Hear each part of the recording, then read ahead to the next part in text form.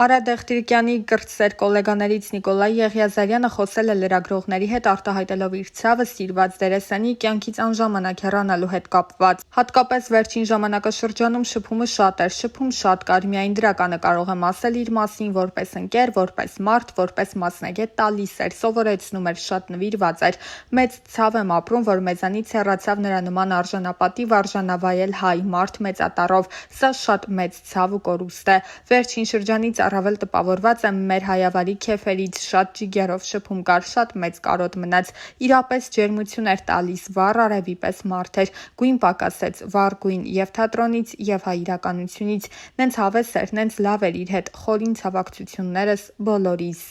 Արա Դեղտրիկյանի հոգեհանգստի արարողությանը մասնակցում է նաև Հայաստանի Հանրապետության 3-րդ նախագահ Սերժ Սարգսյանը։ Նշենք, որ Արա Դեղտրիկյանի կինը Կարինե Աճեմյանը Հայաստանի Հանրապետական կուսակցության падգամավոր է։ 3-րդ նախագահը թեև չցանկացավ խոսել, այնուամենայնիվ պատասխանեց լրագրողի հարցին Արա Դեղտրիկյանի մարդ տեսակի վերաբերյալ։ Լավ մարդ էր, շատ լավ մարդ էր։ Լրագրողի այն դիտարկմանը, որ Դեղտրիկյանը մասնակցում էր բոլոր ցույցերին, Սերժ Սարգսյանը հաստատեց. այո, ամեն ինչին էլ մասնակցում էր։ Նրա խաղընկեր դերասան Արտաշես Ալեքսանյանը իր խոսքում նշեց. Արա Դեղտրիկյանը փառք Տիրոջը դերասան չէր, մեծ արտիստ էր։ Այս գարնանը եւս մի գույն պակասեց մեր քաղաքից, երկրից ու ամբողջ երկրագնդից, բայց Արա Դեղտրիկյանին ըստիս պետք է հուղարկավորեին իր ծառայության վայրից, թատրոնից պետքա հուղարկավորեին։ Ես չգիտեմ ով է կազմակերպում, ինքը պետքա այնտեղ դրված լիներ։ Ես չգիտեմ ինչով է պայմանավորված, բայց խոսքի ազատությունը վերագրել երկրին, իրար հետ համեմատականներ, զուգահեռներ անցկացնել անիմաստ է։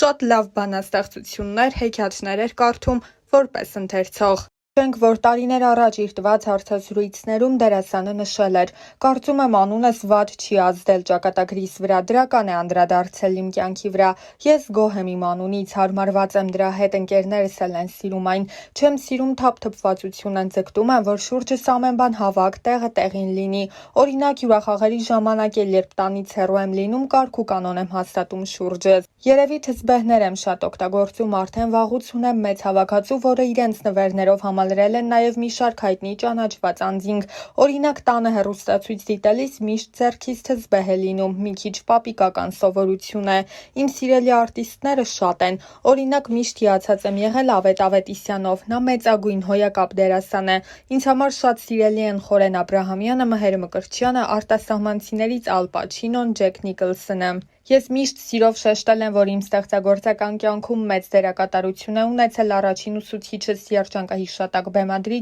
Զավեն Տատինցյանը, նրանից գիտելիքների եւ փորձի հսկայական պաշար եմ ստացել։ Կնոջս հետ հանդիպումը մեր դստեր ծնունդը իմ կյանքի ճակատագրական պահերից են, եթե մարդու ընտանիքը կայուն հիմքեր չի ունենում, դա ճակատագրական հարված է նրա համար, այդ առումով ես երջանիկ մարդ եմ, լավ ընտանիքը կյանքի մեծագույն պարգևն է, թերահավատ չեմ, մեկուսացում չեմ սիրում, նախընտրում եմ լինել ընկերական շրջապատում, շփվել հաճելի մարդկանց հետ, անհամբերել չեմ։ Ամենամեծ միֆն այն է, որ ասում են, թե տղամարդիկ ուժեղ սեռի ներկայացուցիչներ են, կարծում եմ դա չափազանցված է, կանայք տղամարդկանցից շատ ավելի ուժեղ են, եթե նույնիսկ հաշվի առնենք միայն այն, որ նրանք կարող են երեխա ծնել, դիմանալ մի շարք դժվարությունների, կործանված է այն մարդը, ով չգիտի սիրել եւ չունի հումորի զգացում, զղջում եմ, որ փորձում եմ ոչ մի բանի համար չզղջալ, կարծում եմ կյանքում մեծ զգալի սխալներ թույլ չեմ տվել։ Ես իմ առաջին սիրո խոստովանությունն արել եմ ապագա կնոջս բանակից վերադառնալուց հետո ինստիտուտում, իդեպ նա մինչև հիմա հիշեցնում է, որ ես իրեն հեռախոսով եմ ամուսնության առաջարկ արել, առհասարակ ես սիրում եմ անակնկալներ մատուցել ընտանիքիս անդամներին, երբ նոր էի ամուսնացել, մի սեփական տամբակում գեղեցիկ վարդեր տեսա, տիրոջը շատ խնդրեցի դրանք ինձ վաճառել, կինս ասում է, որ այդպիսի վարդեր մինչև հիմա չի ստացել, դրանք ավելի քան 20 օր չէին թառամում, միշտ ցանկացել, բայց չեմ հասցրել, չկա նման բան, նույնիսկ մի փոքր ուշացումով միշտ էլ արել եմ ուզածս,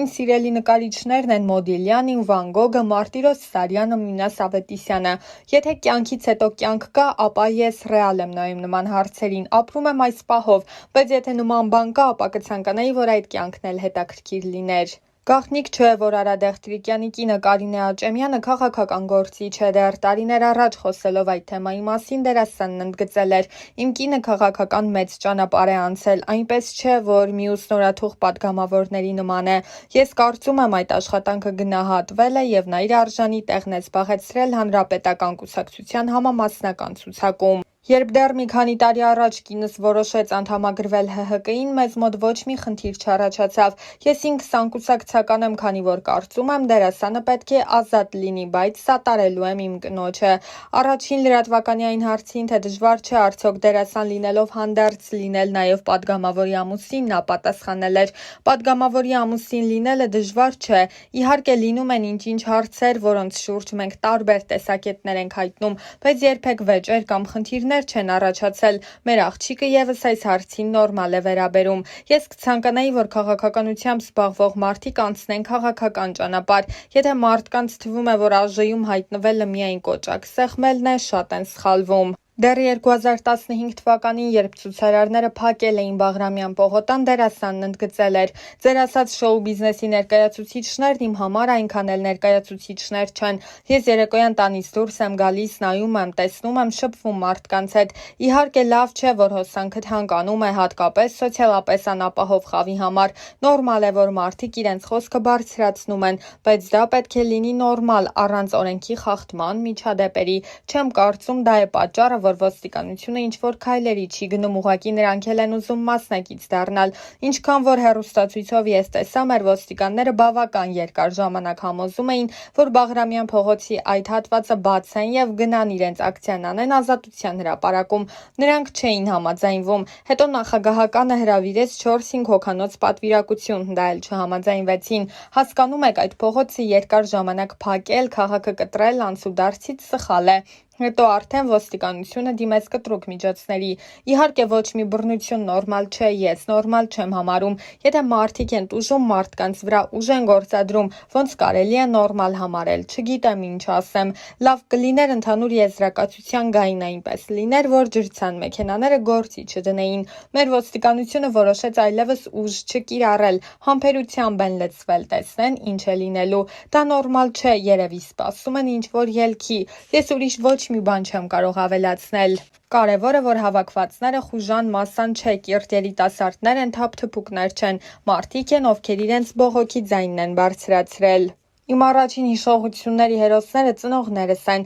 Անհնար է անտարբեր անցնել մարդկանց կողքով, որոնք առհասարակ անտարբերությունը լավ բան չէ։ Մարդկանց պետք է վերաբերվել այնպես, ինչպես թելադրում է սիրտդ։ Միշտ պետք է լինել ազնիվ, պարկեշտ։ Երևի հնացած բաներ եմ ասում։ Սրանք կարևորագույն որակներ են, որոնցով մարդ պետք է առաջնորդվի։ Այն ամենը, ինչին հասել եմ իմ աշխատասիրության, նվիրվածության, երևի ինձ տրված շնորհի շնորհիվ է։ Մասնագիտական առումով միշտ փորձել եմ հղկվել, հասնել պրոֆեսիոնալ բարձր մակարդակի։ Պետք չէ հավատալ մարդկանց, որոնք գիտակից ադեկվատ չեն։ Այն մարդկանց կարծիքն եմ հաշվի առնում, որոնց մարդկային տեսակը բարձր եմ համարում։ Չգիտեմ, դա պետք է մտերիմներիս հարցնել, թե արդյոք ունեմ բնավորության մի գիծ, որի համար մտերիմները միշտ ինձ մեղադրում են։ Իմ համառությունը կարող է հաղթել, բայց ճիշտն ասած ես այդքան էլ համառ չեմ։ Տարօրինակ սովորություններ առանձնապես չունեմ։ Հստակ չեմ կողմնորոշվում, բայց հաստատ ինձ մի բարի մուլտհերոսի եմ նմանացնում։ Ես ոչ մի բանից կախում չունեմ։ Միշտ հնարավոր է լինել սիրահարված։ Ես արդեն 33 տարի է սիրահարված եմ,